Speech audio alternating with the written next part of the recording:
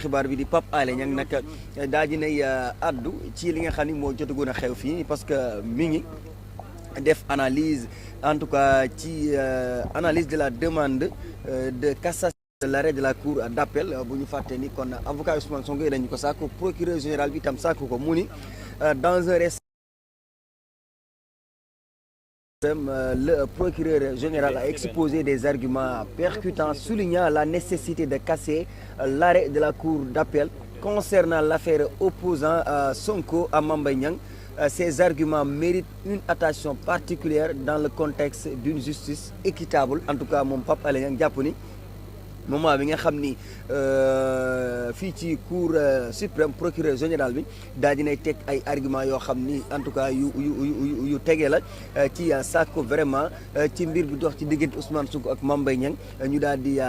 casser atte bi nga xam ni kon cour d'appel tegoon na ko ci kaw Ousmane Sonko mu jàpp ni nag ces arguments méritent une attention particulière. mu wax ni li nga xam ne moom la procureur bi argumenté war nañu ci taxaw def ci jàngat boo xam ni dina am solo ci contexte bi nga xam ni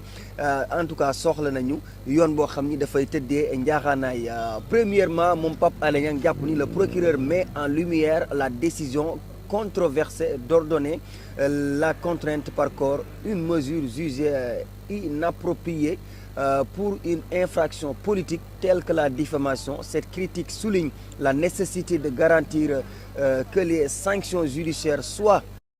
proportionnées à la nature de l'infraction, évitant ainsi toute atteinte aux droits fondamentaux des accusés. Moom mu jàpp ni Pape Alé Niang ni sànq ñi ngi ci wax ki nga xam ni moom moo di maître Ciré Clédor Ly itam ñëw na ci parce que li nga xam ni moom moo jëm ci mbirum le fait que ñu ordonner la contrainte par corps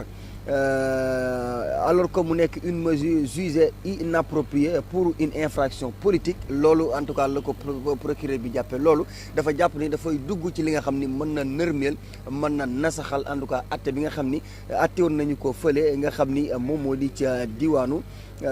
cour d'appel bi nga xam ni fa la ñu àtte woon kii di Ousmane Sonko. Deuxièmement mu ni le procureur soulève une question cruciale concernant le caractère contradictoire de la procédure.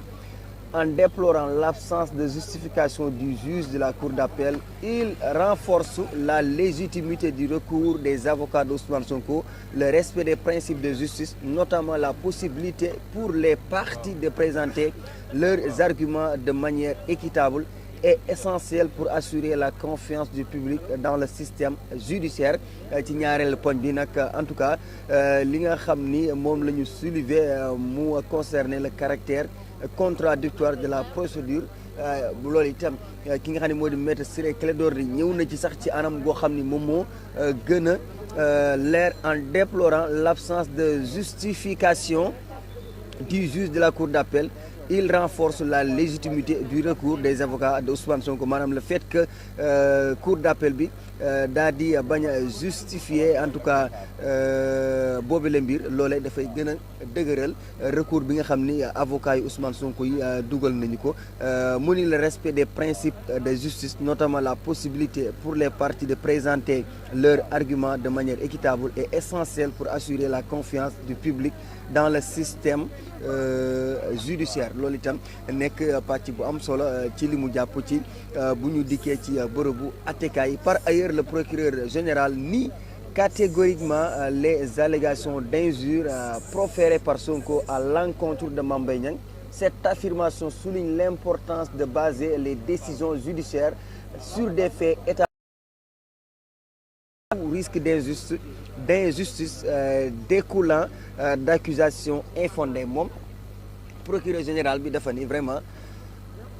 bu fekkente ni dañu wax ni Ousmane Sonko dafa injuré Mame Mbaye Niang loolee dara amu ci maanaam da ko dàq ba mu set wecci moom procureur bi lépp lu jëm ci wàllum injure bi nga xam ni dañu ni Ousmane Sonko daf ko def ki li Mame Mbaye Niang parce que yéen ñuy dégg maître Ciré Clédor Ly di ko wax que ni Ousmane Sonko li mu wax mooy que ni Mame Mbaye Niang su fekkente ni dañu ne dafa taxé Ousmane Sonko dafa taxé Mame Mbaye Niang de menteur loolee du dëgg parce que Ousmane Sonko li mu wax mooy que ni kii di Mame Mbaye Niang su fekkente ni dafa ni amul rapport bu ko épinglé kon loolu waxul dëgg te yooyu kàddu itam ñoom gisuñu ci benn kàddu boo xam ne injure daf ci daal di am kon moom procureur général dafa jàpp ni yooyu boobu délit d'injure boobu waruñu ko woon a retenir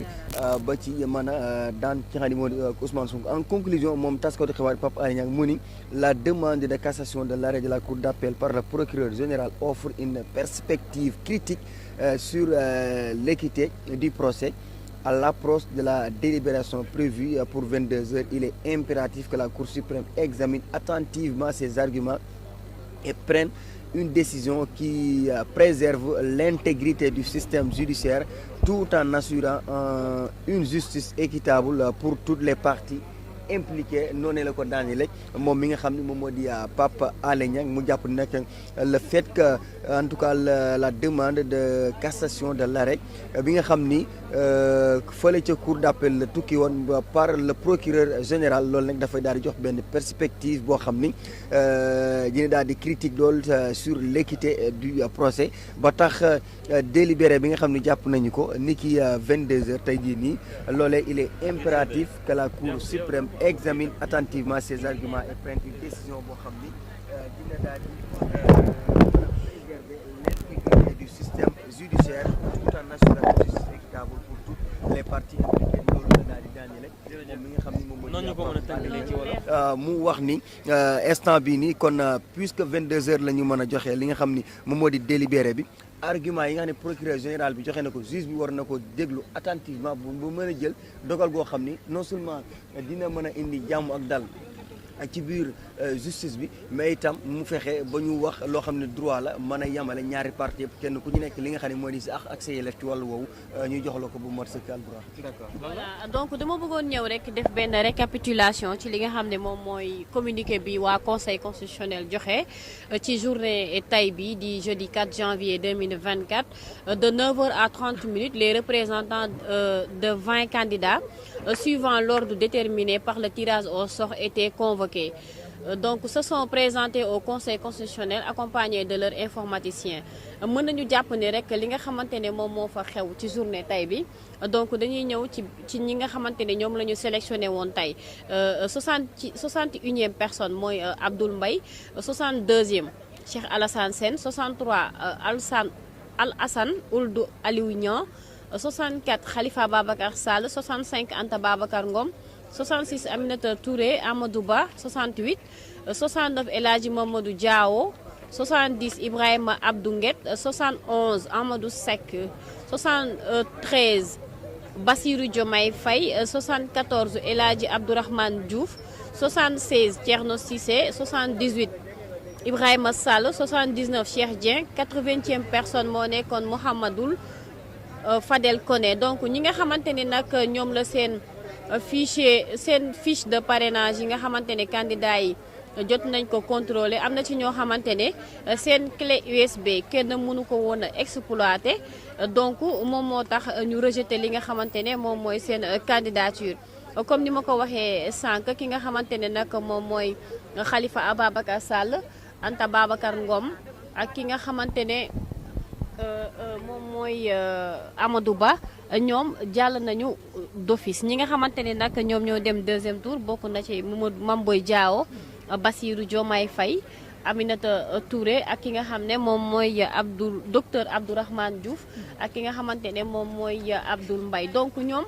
tey war nañu def le tout ba dajale li nga xamante ne moom mooy li ñu war a régulariser dans les 48 heures pour mënu ko déposer compléter li nga xamante ne moom mooy seen parrainage maintenant ñoom